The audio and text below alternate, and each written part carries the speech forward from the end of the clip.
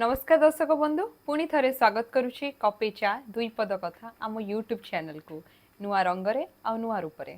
आज आम जानिबा ओडिशार इतिहास विषय।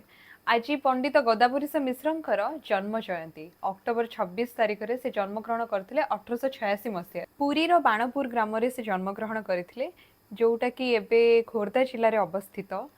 आमे पंडित गदावरीश मिश्र विषय आम निहाती आम पाठ जिते पढ़ुलु सेतेबेले तांकर कविता संकलन किछि तांको विषय रे पढ़ितलु बही रे पढ़ितलु। आज तांको विषय रे आउ किछि जानिबा। सी आधुनिक जुगर पंचसखा मध्यरु भी जणे थिले। महाराज कृष्णचंद्र गजपतिंकर मंत्रिमंडल रे से भी थिले शिक्षा मंत्री और अर्थमंत्री भाबरे।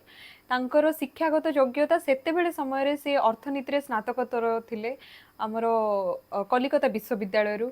केते केते विद्वान थिले सेहिति पई तो तांको कहा जे पंडित गोदावरीश मिश्र बोली। से एकाधार रे जणे कवि शिक्षाविद एवं देश सेवक थिले। से पंडित गोपबंधु दास को द्वारा बहुत अनुप्राणित होइतिले सेहिति पई से सत्यवादी वन विद्यालय रे शिक्षकता मध्य करिथिले। तांकर आत्मजीवनी अर्ध शताब्दी रे ओडिशा तहिरे मो स्थान तांकर एटा गोटे आत्मजीवनी सेहिति पई से 1962 मसिया रे केंद्र साहित्य एकाडेमी पुरस्कार मध्य प्राप्त करिसंती।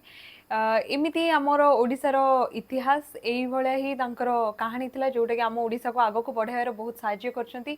एमिति कि विश्वविद्यालय उत्कल विश्वविद्यालय स्थापन करियारे मध्य तांकर उद्यम बहुत रहिछि सेहिति पे आमे तांको केबे भूली परिबा नाही। तांको मने रखिबा तांकर आज जन्म जयंती रे पंडित गदावरीश मिश्र को आमे मने पकाउछु। आउ सबु ओडिशावासी को मध्य आमे अनुरोध करूछु कि जे तांको विषय टिके पढिबा तांकर लेखा जो अर्ध शताब्दीर ओडिशा और तहिरे मो स्थान से बुक टी को मध्य पढ़िबा। एमिति किछि किछि नुआ कथा नै कि पुणी थरे मु आसीबी कपे चा दुई पद कथा। धन्यवाद।